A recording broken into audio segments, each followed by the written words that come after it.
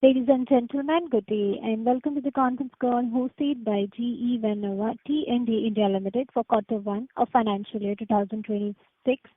As a reminder, all participant lines will be in the listen-only mode, and there will be an opportunity for you to ask questions after the presentation concludes. Should you need assistance during the conference call, please signal an operator by pressing star then 0 on your dashboard phone. Please note that this conference is being recorded. I now hand the conference over to Ms. Megha Gupta from GE Vernova T&D India Limited. Thank you, and over to you, ma'am. Good evening, everyone. Welcome to the GE Vernova T&D India Limited earnings call for first quarter of financial year 25-26. I am Megha Gupta from Investor Relations team. During the call today, we will discuss company's financial performance, including operational highlights, and will share key updates. Towards the end of the presentation, we will have a dedicated question-answer session. I would like to highlight that today's discussion may contain few forward-looking statements which are subject to risk and uncertainties. These statements are based on our current expectations, and actual results may differ materially from those expressed or implied. We encourage you to refer to our public filings and documents for a comprehensive understanding of the factors that could impact our future performance. Now I'll introduce GE Vernova T&D India Limited management team available on the call. During the call, we are joined by Mr. Sandeep Zanzaria, CEO and MD of the company, Mr. Sushil Kumar, Whole-Time Director and CFO of the company, Mr. Abhishek Srivastava, Head Business Operations, Ms. Kanika Arora, Communications Leader, and Ms. Shweta Mehta, Company Secretary of the company. Now I'll hand over to Mr. Sandeep Zanzaria to begin the discussion. Thank you, Megha. Good evening. Welcome everyone to our first quarter FY2025-26 earnings call. Globally, investments to enhance the reliability and resilience of power grids are accelerating at an unprecedented pace, a trend clearly reflected in India as well. This growth is underpinned by the country's ambitious target of 500 gigawatts of renewable capacity and the expectation that peak power demand will rise by nearly 80% by 2032. To meet the surging demand, India's transmission sector must expand rapidly with 20,000 circuit kilometers of high-voltage transmission lines and 125 gigawatts substation capacity required each year through 2032. Achieving this will call an investment exceeding 9 trillion Indian rupees or $110 billion. In this context, the recent approval of 6 gigawatt 800 kV Badmer to South Kalamb HVDC project by the National Committee of Transmission on May 30th marks an important step. This is the first in the series of new HVDC corridors which are expected to be sanctioned and commissioned over the next decade, reinforcing the backbone of India's future power infrastructure. We are uniquely positioned to power India's electrified future. With a fully integrated value chain from R&D to local manufacturing, we combine scale and deep expertise to deliver world-class reliable grid solutions spanning power transformers, GIS, circuit breakers, instrument transformers, grid automation, digital solutions, HVDC, and compensation systems. Other facilities continue to evolve, strengthened by recent investment that expand capacity in critical technologies such as HVDC valves and compensation, essential for grid stability and seamless renewable integration.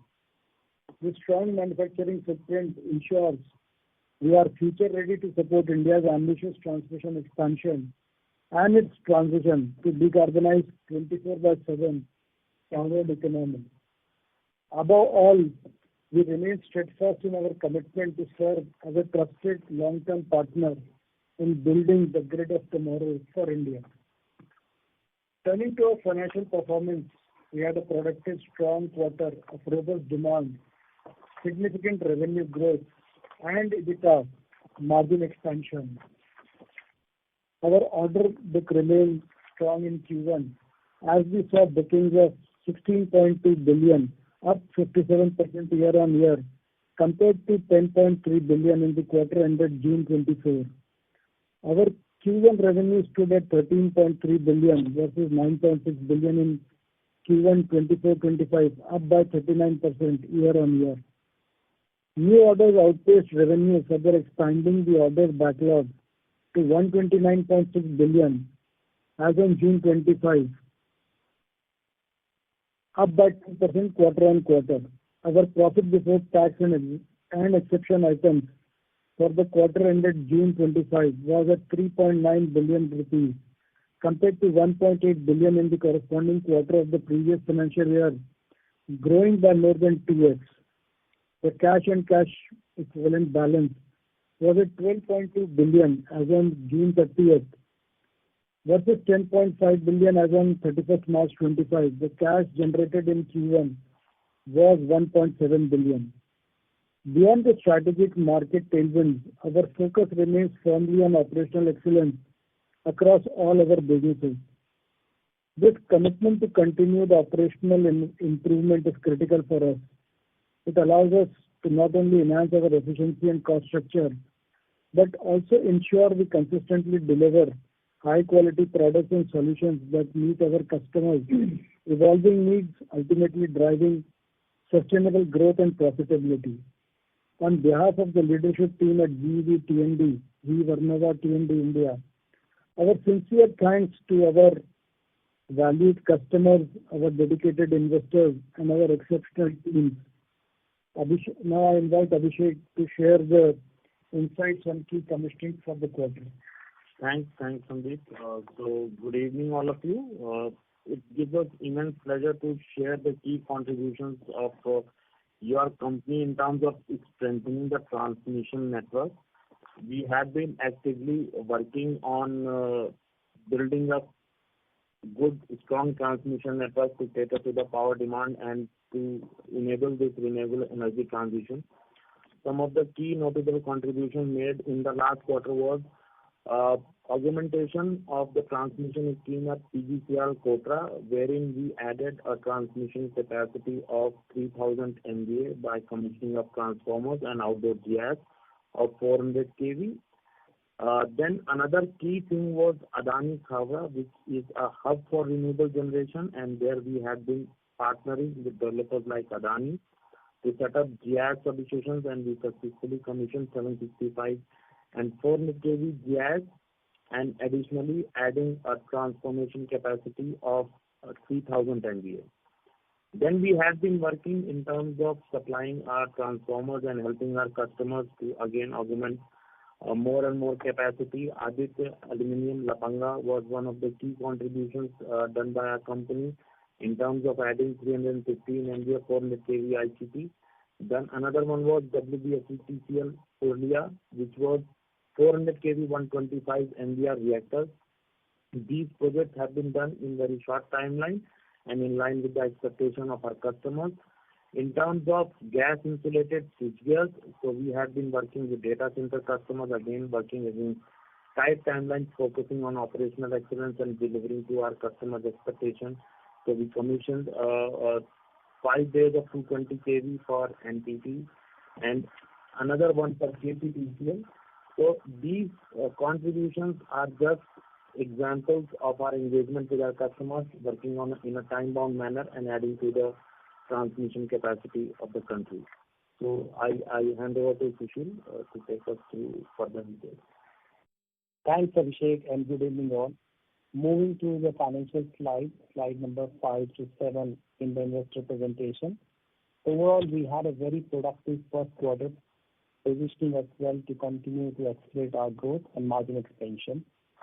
We delivered strong results in quarter 1, 25-26, with continued growth in orders, growth in revenue, significant EBITDA margin expansion, and we also generated a positive cash flow and now maintain a healthy cash and cash equivalent balance. As highlighted by Sandeep in the beginning, demand remained robust as we booked orders of 16.2 billion INR, representing an increase of 57% year-over-year and 1.25 times of revenue during the quarter. In this quarter, most of the orders were booked from domestic customers, representing 86% of the orders in the quarter. Rest 14% orders were received from customers outside India. Once again, in this quarter, orders were received from a very diverse set of customers and projects for all our served markets across all our businesses. These included orders for transformers and reactors, GIS and AIS equipment, automation products from various utilities, TBCB players, and EPCs. As a result of strong orders, our backlog continued to expand both sequentially and year-over-year, now reaching 129.6 billion. We continue to build a strong backlog supporting long-term growth in our business. We are growing this backlog in a very disciplined way through disciplined underwriting, with 97% of the backlog from private customers and central utilities and PSUs. The exposure to state utilities is limited to less than 3% of the backlog. We executed well during the quarter, delivering a revenue of 13.3 billion INR, making progress sequentially and delivering a significant 39% growth year-on-year basis. In this quarter, about 39% of the revenues were generated by execution of highly profitable export backlog, whereas 61% of the revenue was executed from the domestic contracts.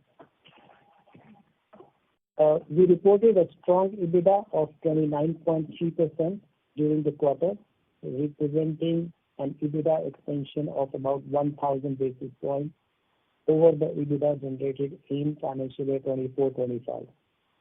This significant increase in EBITDA was driven by volume, price, and productivity. Deep diving a bit more about individual components. First component is volume. As mentioned earlier, our volume is up 39% year-over-year basis, and a significant part of the increase is from highly profitable export contracts.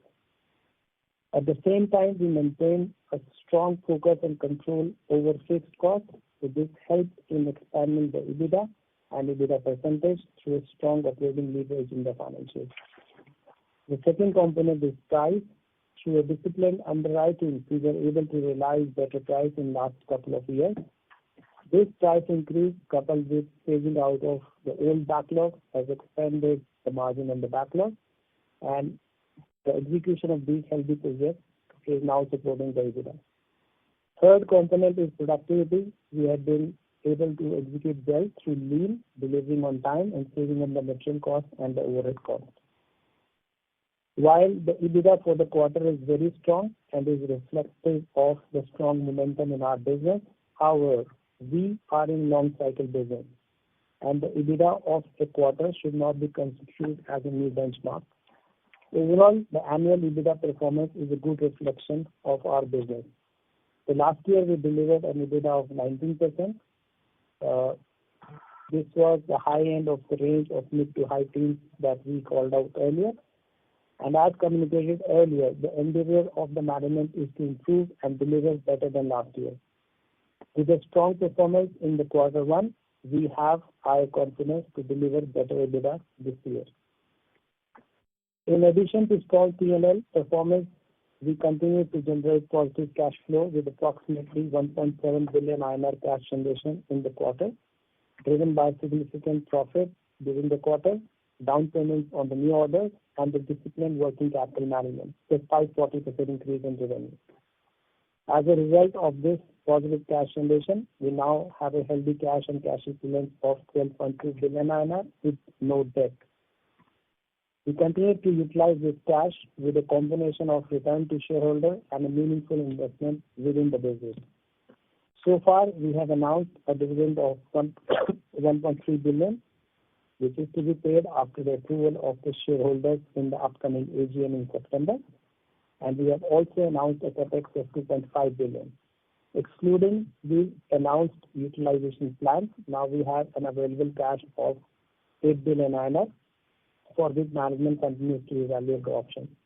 So overall, we are very encouraged by our financial performance in the first quarter of 25-26, with 40% revenue growth, 1,000-point EBITDA expansion, and 1.7 billion of cash generation. Our growing backlog with healthy margins provide a strong foundation for continuing improvement in the financial performance moving forward. So we can now take up the questions, and we'll be happy to answer your questions. Thank you very much. We will now begin the question and answer session. Anyone who wishes to ask question may press star and one on the touchtone telephone. If you wish to remove yourself from question queue, you may press star and two. Participants are requested to use handsets while asking a question. Ladies and gentlemen, we'll wait for a moment while the question queue assembles.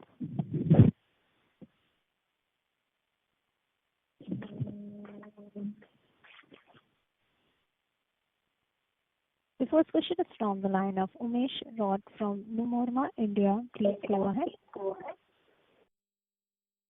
Hi, sir. Good evening, and congratulations for very strong set of numbers. So my first Thank you, Umesh. Thank you, sir. Sir, my first question is pertaining to exports revenue growth of about closer to 80% in the quarter, and the contribution at about 40% of total turnover. So how do you see this is sustaining going forward, and in a way impacting in terms of better gross margins for the company? Yeah. Hi, Umesh. Thanks for the question. So overall, last year we had significant level of export contracts, and overall our backlog mix has moved higher towards the export orders. So earlier we had export backlog as a percentage of total backlog, which is in the range of 20-25%, but now we have a backlog of about 30%. So overall, on the long term, we expect that revenues to the extent of 30% should be contributed by the export side on a long-term basis. Got it, sir. And if you could also share the contribution from product, services and projects within your turnover for this quarter? Means we don't give quarter-wise split of that information generally because it keeps changing quarter on quarter. It's not a thing which remains consistent.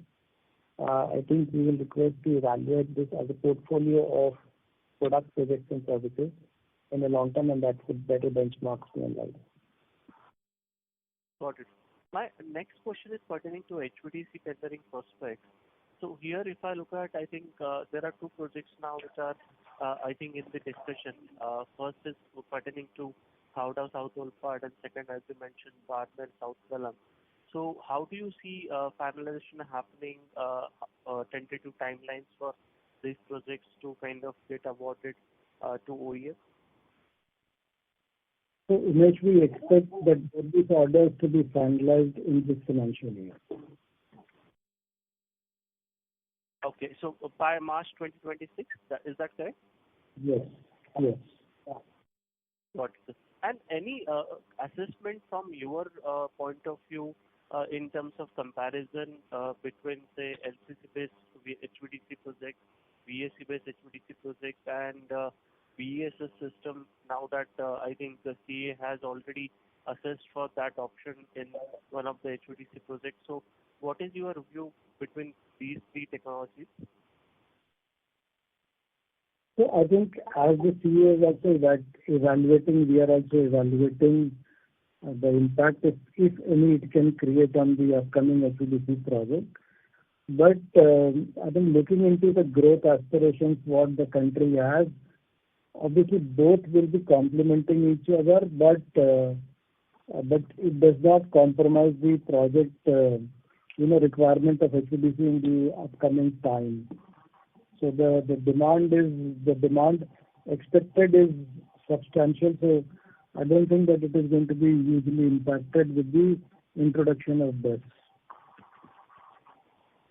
Got it, sir. Thank you so much. I'll join back the queue, and all the very best. Thank you, Umesh. Thank you. The next question is from the line of Subhadip Mitra from Nuvama Wealth. Please go ahead. Good evening, and many congratulations on a great set of results. Just wanted to dive a little bit deeper on the point on margins, where you mentioned that naturally, I think this particular quarter has seen exponentially high margins because of very high exports. But given that you are expecting export mix to continue at around 30%, if I heard you correctly, you were looking to better on the overall full year margins of 19% delivered last year. Is that right? Yes, Shubhadeep. Perfect. And in terms of the HVDC, you expect both Leh and the Barmer project to get ordered out in the current year? Can you repeat, Shubhadeep, the question? Yeah, I'm saying that both the HVDCs, the Leh Ladakh project and the Barmer project, are they expected to get ordered out in the current fiscal? So not the Leh Ladakh project, Shubhadeep, but South Olpat Khavda and Barmer South Kalam we expect it to be ordered this financial year. Understood. And the configuration still remains similar, LCC for Barmer and VSC for the South Olpat project? Yes, yes.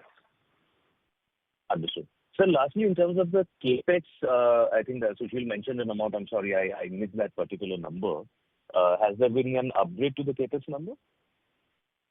So I think what we declared in our press release and also to the stock exchange, that $1.4 billion, 1.4 billion Indian rupees for walls and controls for HVDC and STATCOM. And another 1.1 billion as a regular capex for debottleneck of our capacities in the factory. So overall put together, 2.5 billion of capex we have already communicated.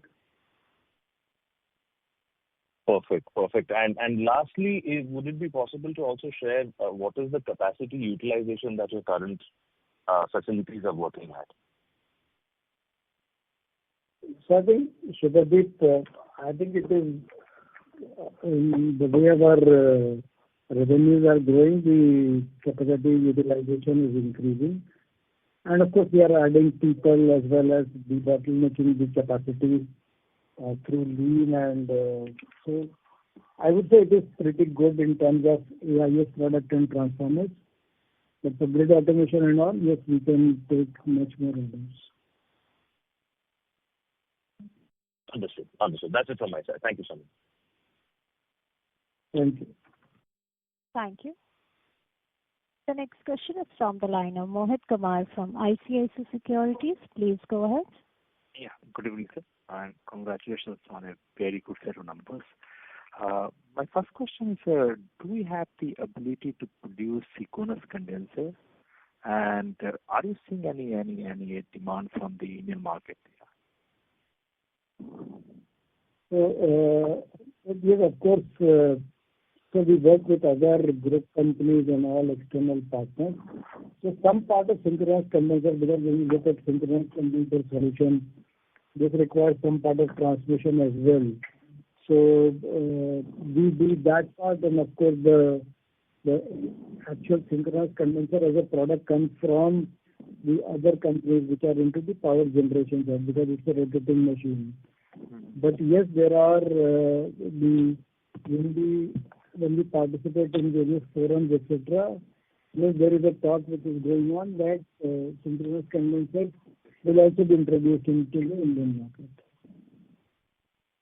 Understood, sir. My second question is, GE Vernova Global in its commentary has categorically said that they are benefiting materially from data center opportunity. I think they received up $500 million in the first half. But do the GE India has any product suite to service the domestic data center? Are we looking to pick up some order from this particular segment? So we are regularly picking the orders from the data centers. So mostly, for example, data center offtake is either at 220 kV level, which now expect that higher data centers to grow to 400 kV. So we offer GIS, we offer our projects, we offer grid automation. So all the products which go in the power which is required for the data center, we are there. And in India, we have, with these products, we have supplied to multiple data centers, including the controllers, capital lands. So many data centers which are there our products have gone in building those. My last question was, did we execute any HVDC in this particular quarter, which explains the high margin? No. Presently, we don't have any HVDC project in our backlog. Okay. Understood, sir. Thank you, sir. Thank you, Mr. Thank you. Thank you, Mohit. Thank you. The next question is from the line of Nitin Arora from Axis Mutual Fund. Please go ahead. Congratulations, Sandeep sir and the team. Great execution. So just first question on, if I just leave aside the HVDC opportunity, just your take on how the inquiry pipeline looks like, especially in the 400 kV also, because you won a large order, last time also from Power Grid. How's that overall inquiry pipeline looks like? And second part to it, as I think in the call it is mentioned now on a sustainable basis, we look 30% of revenues coming from exports. How's the pipeline looking like there? Do you expect any large chunky orders to come in? And that's the reason, you're looking for next few years this revenue to sustain as a mix? That's first question, if you can throw some light on that. So thanks, Nitin. I think inquiry pipeline, when we talk about, so another development which has happened, which is positive for us, is that now even various states are also moving and encouraging, or I would say not encouraging, but moving towards TBCB. So normally, as Sushil said, that out of our backlog, we have only 3% state portfolio. But once these states also move on a TBCB backlog, I think that market will also open up to us. Today also it is open to us because the various EPC players, when they take orders, the product goes from us, not as a direct supply, but as through EPC market as well. But that is again. Second, Sushil, if you can second it. And Nitin, when I said that we have 30% of the backlog, and if you look at our numbers, the backlog is about 130 billion INR, which is 3x of last year's revenue, roughly. So which means that even with the current backlog we have, next 3 years of revenue, we have confidence that 30% of revenue can come, roughly in that range, can come from the export side. So while answering this question, we are not factoring in the export growth of pipeline, but just what we have in our backlog with us. Got it. Second, sir, I know we've been asking you this question for long now. Just, if you can articulate something on the pricing environment, and why I'm asking this to you again, we thought that the pricing would stabilize someday. I mean, I think I remember in the last call you said very clearly, very openly that you don't see pressure in pricing, the way demand is. But the way we saw few results, people selling conductors or cables, their margins are also going very high. How would you like to look that? I mean, as an investor, how one should look? These pricing is going to stay for the next 2-3 years is what one should keep in mind, because the demand is something will remain strong. Just one articulation on that. And second, which you touch base on capacity utilization. When do you think, apart from that 140 crore expansion which you announced, is this something you're envisaging?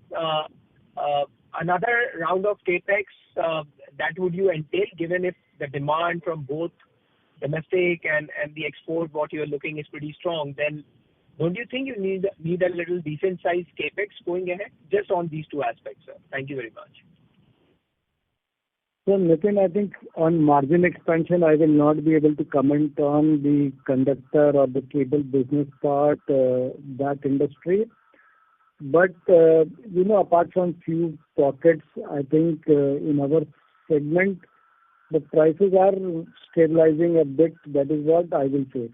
And when I tell prices, it is normally, you have to also understand, price is also a factor of it doesn't include in the increase in input raw material cost. So I think there is a difference between increasing price and increasing margin today. So that is, I think, we need to differentiate between the two. I think more important question is that if the cost is increasing, do we still have the flexibility to pass on that increase to the market? So partially, I would say yes, that today also we are able to do that. On capacity utilization, I think in his comments, Sushil clearly said that apart from this, we keep on evaluating how to use the cash and how to meaningfully look at if there is any other possibility of capacity expansion and all. So this is something which we keep on regularly evaluating, and when the timing is right, we'll take the decision, and whatever decision is taken will be communicated to the market. Great, sir. Congratulations once again, Sandeep and team. Thank you so much. Thank you, Nitin. Thank you. Thank you. The next question is from the line of Amit Anwani from PL Capital. Please go ahead. Hi, sir. Thanks for the opportunity and congrats for the strong set of numbers. First question again on the HVDC orders which you highlighted. The South Olpad order, I think, assuming that this would be about 12,000 crore and South Kalam should be about 25,000 plus. Just wanted to understand if at all we are bidding for this project, will this be in partnership? What could be our scope or addressable market, possibly if this orders comes to us? So just wanted to understand the quantum since this orders will be getting tendered out in next 12 to 15 months. So one of the South Olpad is already, the bid for the developers have been submitted. And I'm not sure where the numbers have come, like 24,000 crore, but I'll not be in a position to comment on those numbers. But any HVDC project which is there, definitely we have the capacity and capability to execute, and we would be interested in bidding and taking those orders. So it will not be sort of like in jointly bidding. You'll be bidding individually for these projects. These are all commercial strategies, Amit. So I don't think that this is something which we can talk on an open call. Yeah. And sir, second question on the margin. So I understand that you highlighted that the export was or the mix was better this quarter, and we had a kind of 47-48% gross margin. But still would love to understand, shall we assume that the 40% margin last year will be doing better numbers this year, since export contribution has been higher in Q1, and even going forward also, as you highlighted, export should still be 30%, even the product components will be increasing. So directionally, are we targeting sustainable margins better than 40% gross margins? So, Amit, this is Sushil, and I highlighted multiple factors leading to the higher EBITDA in this quarter. Export was one of that element, the volume being another one, because higher volume gives significant operating leverage because we are maintaining tight control on our structural costs. And the other elements that I highlighted were also related to the productivity, material cost saving, etc. So overall, the endeavor of the management is to perform better. And rather than just commenting on the gross margin and then going into the breakup of the other costs, etc., overall we said that our endeavor now is to perform better than last year in terms of EBITDA performance. And with the strong first quarter, we have higher confidence of that. Yeah. So lastly, would love to also understand about the non-HVDC pipeline. What is the pipeline, and are addressable some color on the non-HVDC transmission pipeline also? So the pipeline remains strong for non-HVDC as well. So I don't see, at least in the near future, any challenges on the pipeline. Any number with respect to the prospects? No, I don't think so. But we are looking at about growth in pipeline or the orders to be decided. As compared to last year, we expect a growth at least in some single digits, somewhere between 7 to 8% as compared to last year. Sure, sir. Thank you. Thank you so much for answering. Thank you. The next question is from the line of Renu Baid from IIFL Capital. Please go ahead. Yeah, hi. Good evening, team, and congratulations for strong performance. Just two questions from my side. One, while Sushil did mention that long-term margin improvement guidance remain intact, and a year-on-year basis, we definitely expect expansion. But 1Q has pretty strong numbers to look for. So does that mean that as we see incremental execution of our export order wins, especially comprising of HVDC equipment for transformers and others, we should see these healthy trends being sustained? Yeah. So as we mentioned that we are looking for improving. So the last year we were talking about mid to high teens, and we were able to deliver at the highest end of the range. And this year we have endeavored to improve from that level. And multiple factors I talked about, being the volume, price, and other factors. So Renu, just one thing which I want to clarify probably, that we should not look at margins in a particular quarter. Ours is a long-term business. So probably a right benchmark to measure margin would be 12 months rather than quarter on quarter. Got it. And lastly, just a simple question there. From a market perspective, many investors tend to perceive that one needs to have HVDC projects to drive profitability and growth ahead of the market. But if you look at these numbers, without having large domestic projects, we have been showing strong outperformance. So from a longer term perspective, do you think it's important for you to do large projects in India? Or even if you're able to execute HVDC product supplies for global projects, that should suffice in terms of the business mix for you and to deliver better margins? So I would say, I think, Renu, that, HVDC is basically, of course, the factories do get loaded, for example, the transformers and the technology part of that. But there are other businesses, for example, AIS, GIS, where the role of an HVDC project, in that the contribution is very limited.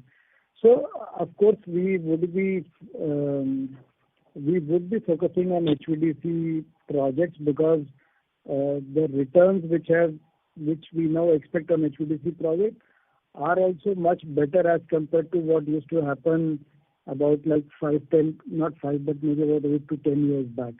So it will be a focus area for us as well. And wherever possible, even if you are able to support any global HVDC projects, like for example what we have done in Korea, so that will also remain on our radar and focus. So just to add on, Renu, the demand has been strong across the board in India as well as export. And we have been highlighting for the past 2 to 3 years about disciplined underwriting, cash over revenue, and our selectivity in the order booking. And that has resulted into a better price on the backlog, and now is coming in the P&L being the execution stage. So we look for the best opportunity, be it HVDC, AC projects, or in the export market, wherever we get the best for the company. Got it. Thanks, Martin. Best wishes to you. Thank you.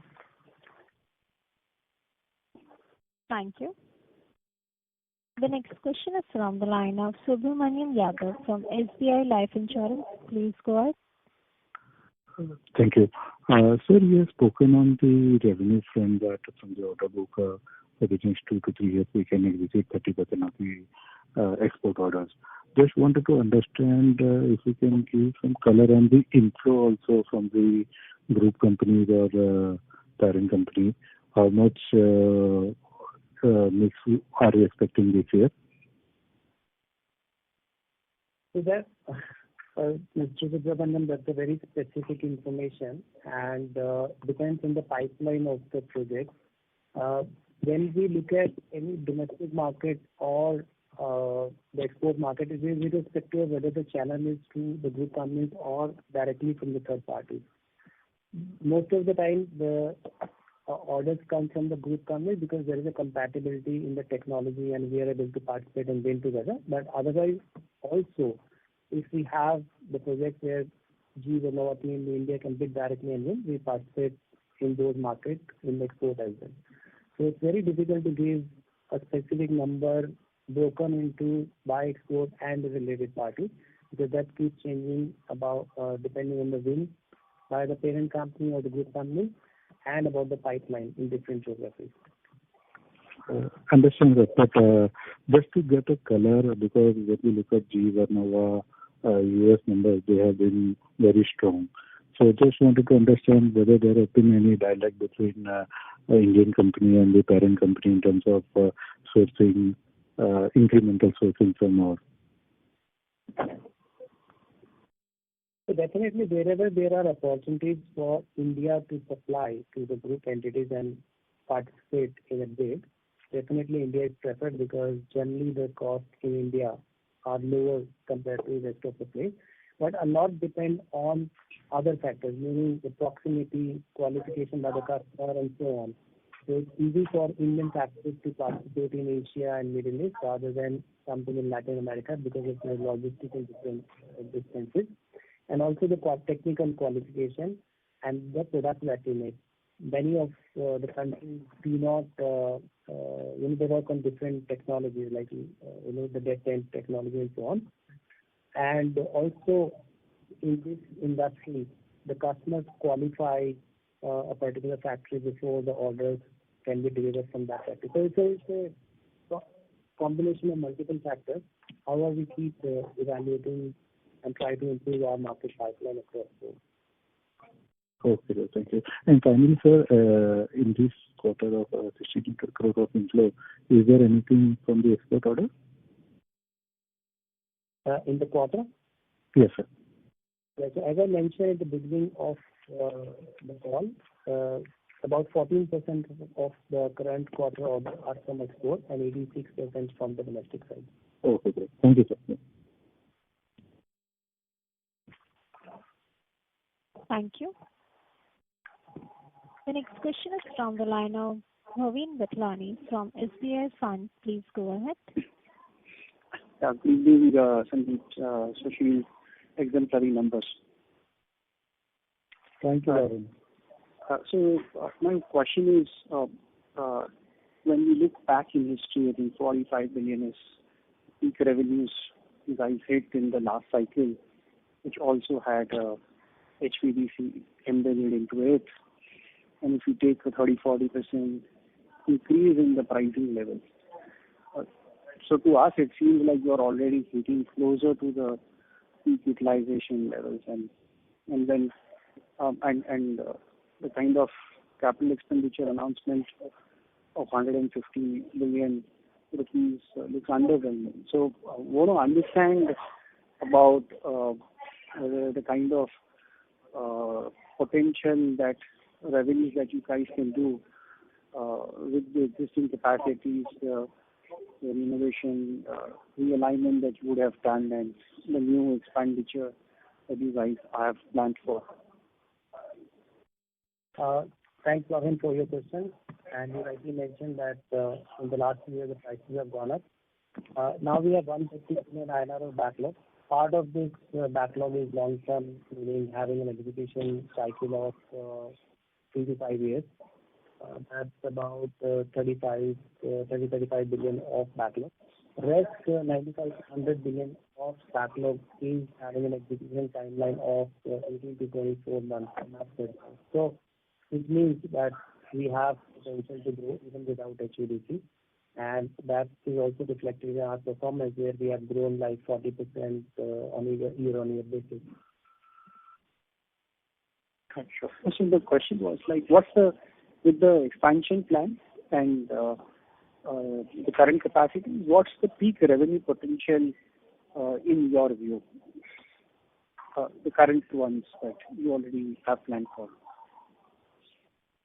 So I think, Bhavin, this will also depend upon a lot on, because, for project orders, etc., or if you take HVDC order, etc., there's a large part which is normally gets traded and not manufactured inside the factory. So, with this to define a peak capacity, and also, export margins are better and domestic margins are, of course, today now improved, but it is still nowhere near the export margin. So if a particular capacity, you load it with an export order or you load it with a domestic order, your capability in terms of financial numbers become very different. So, to give a benchmark number on that where we are going to max out is very difficult. Understand that. Secondly, when we look through some of your peer set, and especially the transformer manufacturers, and we see that at least a couple of them have already gone for expansion, which is 5 or 7 times the capacity that they had in fiscal year 25, and the industry seems to look like 150,000 plus MVA expansion in a year or year and a half. How do you see the competitive scenario? So transformer is one piece of your business. You also have GIS and AIS piece and integrated automation piece. If you could comment a bit on the competitive landscape that you see over a 3-year period, not just near term, and if you could talk about transformers, the AIS, GIS, switchgear, how do you see that competitive landscape out there, and the automation piece? It will be very helpful to us. So, Kevin, I think on transformer, of course, you are right that people are expanding capacities, etc. But on the other side, also you have to see that, for example, you get 1 or 2 HVDC projects, a large part of the transformer capacity of a manufacturer gets booked by an HVDC. And when one manufacturer gets booked or 2 manufacturers get booked, I think there is still a place for everybody in the market to supply those transformers. So today, if you really look into the market, the transformer deliveries are coming somewhere between 18 to 24 months earliest, I'm telling you, and whereas the demand of the market is, that can you supply prior to that? Like, can you do it like 12 months or can you do it 10 months? So there is some demand as well. So when I look at 3 years perspective, and same is there for GIS, AIS also, we are not seeing any very large expansion of capacities. So going forward on AIS, GIS, automation, I don't see that the pricing power or the competitive scenario or landscape to change much. On transformer also, of course, we have to see 3 years down the line once main capacity is coming, because today building a transformer capacity also takes time. So we like to see, maybe wait. But today, if you look at most of the transformer manufacturers in their backlog, they have a backlog which is equivalent to like 2-3 years of their capacity is already locked in. So let us see about 1 to 2 years down the line what happens on when more capacities do come on. Okay. And this last question to Sushi, as you have been guiding in the past, in your view, what is a sustainable level of gross margins that we could see over the next 1 or 2 years? You did mention that ignore the gross margin of this quarter, we are extraordinarily high. On a sustainable basis, what's the level of gross margin that one should pencil in? So, Bhavin, instead of gross margin, I have now started to look at more talk about EBITDA, because the strong increase in revenue gives us a strong operating leverage and EBITDA expansion both in values and in percentage terms, rather than taking down between margin and cost. And as I talked in the beginning, last year we did 19% EBITDA, and our endeavor is to increase from that level in this year. And first quarter from Amit gives us a good confidence that we'll be able to do better by 3% time. Understood. Yeah, those were my questions. Thank you so much for taking my questions. Thank you, Bhavin. Thank you. The next question is from the line of Amit Mahawar from UBS Group. Please go ahead. Thank you. Sandeep, I have two specific questions. First of all, congratulations on great profitability and growth. I think first is if I compare India with some of the competing countries, and GE Vernova has been a lead exporter on quality GIS products. The Korean companies, have a higher share of exports vis-a-vis the Indian companies.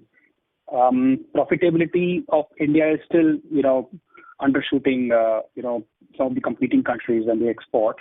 You have been an exception here. I cannot include you, but in your assessment, is there a case for India to gain a higher share of overall T&D equipment in the next 3 to 4 years? That's one, and can you help us with a qualitative assessment and then ask the second question? So, Amit, I think we have been constantly communicating to the market that export has been our focus and it will remain a focus. It also depends upon the opportunities, and there are various other factors as well. Like, for example, Sushil also said, and we also said in the past about technology, voltage, acceptance of factories, etc., etc. So I can just assure you that our focus is going to remain as growth of exports. And of course, you would have seen that the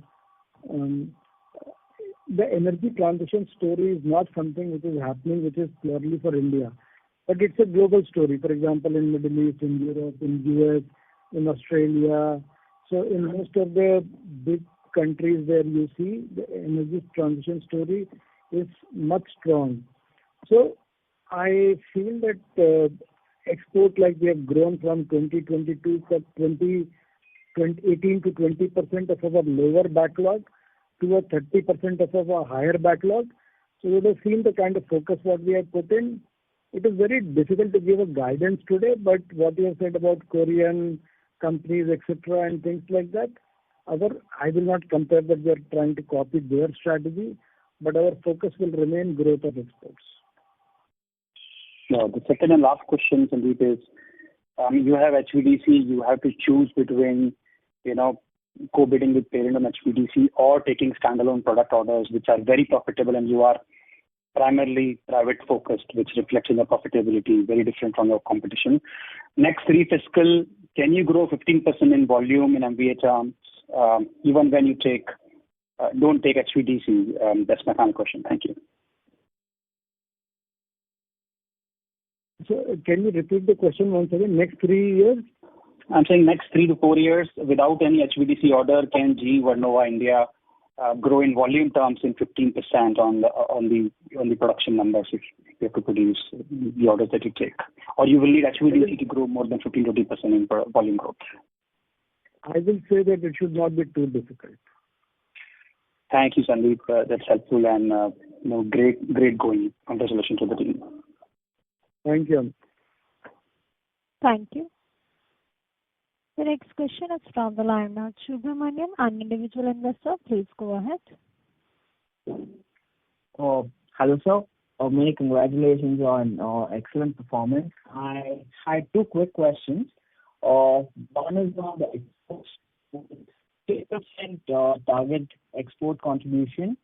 Which key geographies are driving this push? And are you seeing any regulatory geopolitical risks towards either order flow or receivables? That is question number 1. And 2, on technology, are there any technology upgrades that give us a competitive edge in either domestic or export markets, especially in grid digitization? Thank you, sir. Thanks, Subramanian. I'll start with the second question first. So these are multiple geographies. I mean, we have orders from Europe, Southeast Asia, partly from Middle East, and even Korea as the end destination. Of course, the channel to market can be through our group companies or direct. And we don't see in our portfolio any regulatory risk, which can lead to a challenge on the receivable or inventory as of now. And now I'll request Sandeep to talk about the technological upgrade. I think technological upgrade, for example, whatever technology is available at our parent is also available with us. And we keep on working with them for localization of the new technology. We keep on working with Indian customers for newer introduction of newer and newer technology. So that's a constant push or endeavor what we do it in the market. If you have any specific technology you want to talk about, but otherwise this is like a regular KPI for our teams to push newer and newer technology into the market. Sorry, sir. That answers my question. Many thanks. Thank you. Thank you. The next question is from the line of Suraj from Catamaran. Please go ahead. Hi, sir. Thank you for this opportunity. Sir, I wanted to understand why the gross margin for this quarter is very high. Like 3 quarters ago, there was an instance where the gross margin was 41%, where you had alluded that there is some one-time benefit in the P&L which was for 40 crores. So is there something like that for this quarter as well? Thanks, Suraj, for your question. These are all operational margins and profits that we delivered in this quarter. But as usual, we have called out that this had a significant contribution of highly profitable export projects as well. And overall, the export revenue was approximately 40% of the total revenue, which is higher than past and is higher in this quarter because overall the backlog is 30%. In the long term, export should be around 30% of the backlog. So that's one contribution. But other factors, as I already highlighted, the volume is high, the pricing is high over a period of time, and then internal productivity, cost saving, etc. Multiple factors have led to this profitability. And we have also mentioned in the call a few times now that 1 quarter profitability is not a benchmark. Overall, we performed better last year, and we believe that we can improve from what we delivered in the last year on the EBITDA level. Got it, sir. Thank you very much. Thank you. The next question is from the line of Bala Subramaniam from Arihant Capital. Please go ahead. Good evening, sir. Congratulations for a good set of numbers. My first question regarding this SF6 free switchgear. How do we this product? How do we compare between us and global alternatives?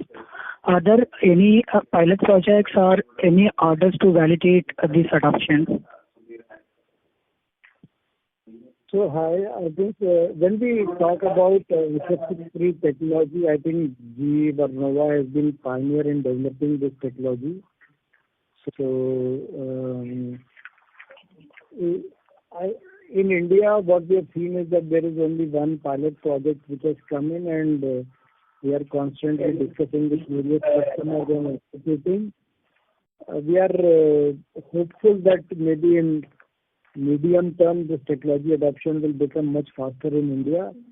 But just that our products are market leader in terms of technology and in terms of involved development on the SF6 technology. Okay, sir. So on the data center side, I think some of the orders have contributed 220 kV GIS. I just want to understand 3 to 5 years perspective, whether this 400, 765 kV demand will emerge. How do you look at it in this industry and the business perspective? No, you are sure. You are correct, Balasubramanian, is that as the data center size will grow up and up, so first we'll see 400 kV demand, and if the data center sizes goes into gigawatts, then we'll also see 765 kV demand coming for data centers. Got it, sir. Thank you. Thank you. Thank you.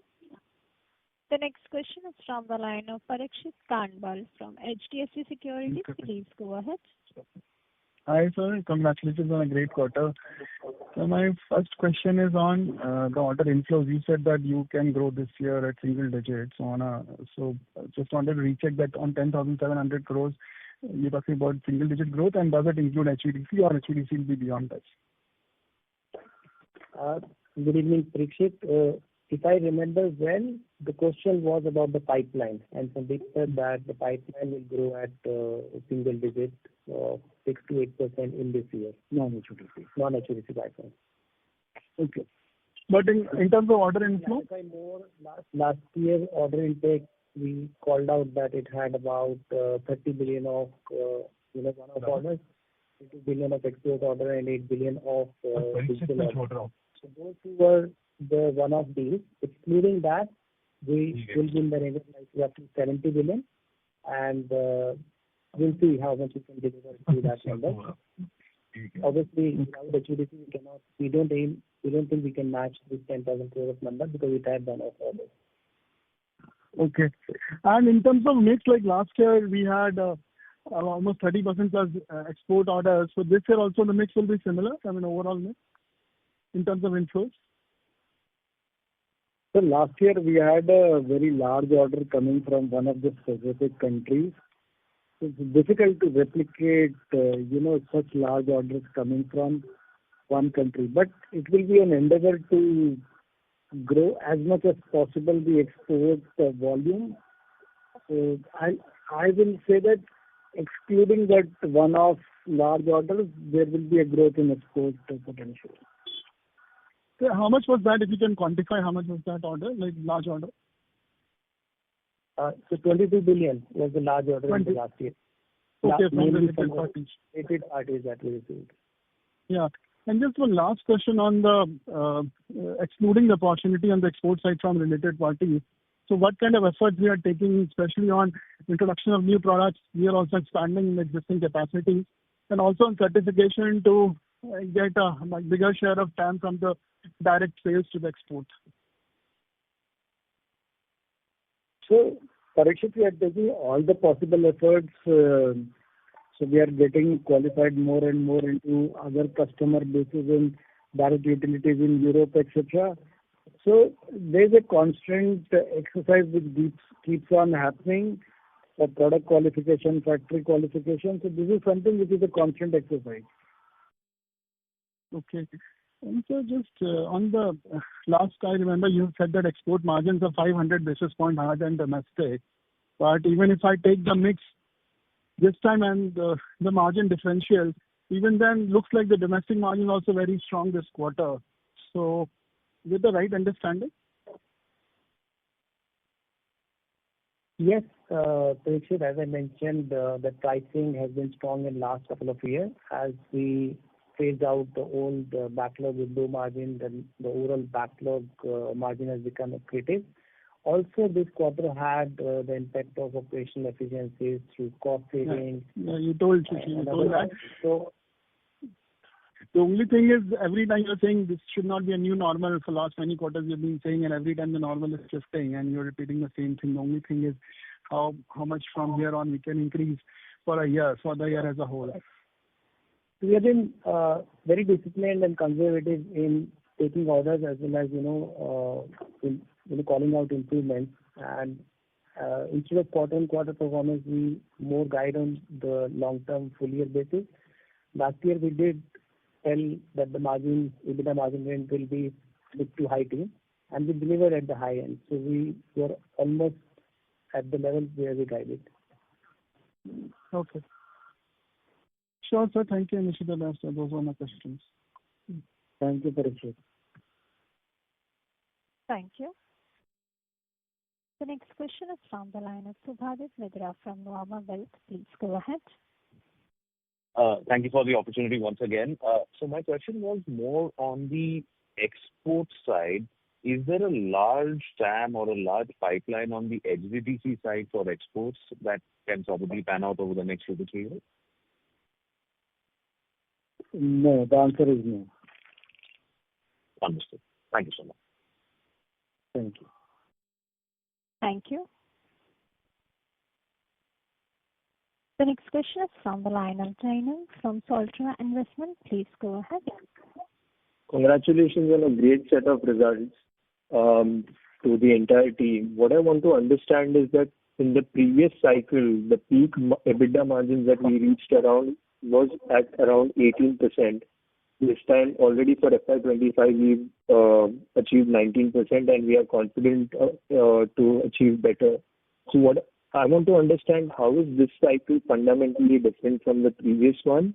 That's my question number one. And question number two, whether it's 19.5% or 20% that we might achieve in FY26, how long do you foresee it to sustain? Maybe, like you said, you are conservative and the margins can probably even get better further, but this new normal, how long do you expect it to sustain? So I would want to know both A and B, if you could throw some light. So, Jairam, thanks for your question. To the first question about the peak margins, I think earlier, in the earlier cycle, in our company, the backlog was more tilted towards projects. And within that, there were also projects for the state utilities and some of the power sector companies which didn't do well later on. This time, for the last couple of years, we have been communicating our focused and disciplined approach of underwriting projects. The mix has changed towards export and product. So our company's strategy is leading to better margin over and above the industry margin. This probably is one of the industry-leading margin that we are delivering. Yes. In terms of sustainability, I think we have a good backlog of 130 billion, and the margins on the backlog have improved in the last couple of years. So our endeavor will be to sustain this margin in the next few years, at least the next 2 to 3 years, because we have a significant backlog with us. And then we'll see in a couple of years how the demand and supply position shapes up. And the new orders that you're getting now, that you're seeking in the market, the pipelines that are there, are they also in the similar margin range, or is it that the realizations have kind of dropped off? So that's a commercial thing. We'll not be able to disclose at what margin we take new order and all. But what matters is how we execute and deliver at the end. We have been able to improve margin in the execution over and above at what we take during the order stage, and this is a result of strong and disciplined underwriting as well as strong execution by entire GE Vernova team and the India team. So there are multiple factors, including the control over fixed costs. So multiple factors lead to this improved execution, but will not be able to improve our commercial bidding strategy and pricing in the call. Sure, fair enough. And what are the supply chain? Are there any supply chain constraints or issues, particularly for the long dated orders that you need to execute? Is there any challenge that you're facing over there in terms of the pricing of the? Yeah. So with the global energy transition story, supply chain is definitely a big challenge that we have. Not only we have, but it's a global challenge which is there. But we have specific teams which keep on working to mitigate those challenges. And when we take orders, etc., we ensure that we are not taking any orders where our risks are not mitigated. So, but how are we, like you said, it's for everyone, for the industry. So what is GE doing differently that, like you said, mitigates the risk when it comes to supply chain? Are we kind of booking the entire capacity for our vendors? What are a few things? Or are we backward integrating like our peers? What are we doing that is really helping us? It is multiple things. It depends upon item to item. So somewhere we would be booking capacities in 2 years in advance, and those things. Sometimes we would be developing multiple channels or multiple component suppliers. Localization is also a strong theme on which we are working to localize more and more supply chain to India. So it depends upon product to product or component to component. So it's not like one strategy fits all. Got it. Got it. Thank you so much. Thank you. Thank you. Thank you. If there are no further questions from the participants, I now hand the conference over to Ms. Megha for closing comments. Over to you, ma'am. Thank you everyone for joining us today. We hope the insights provided by our speakers have been informative and valuable to you. We value the trust and support of our investors and analysts and ensure to remain committed to maintain transparent communication and fostering strong relationships. If you have any further questions or require additional information, please do not hesitate to reach out to me or our communications leader. Thank you. Thank you. On behalf of GE Vernova T&D India Limited, that concludes this conference. Thank you for joining us, and you may now disconnect your lines. Thank you.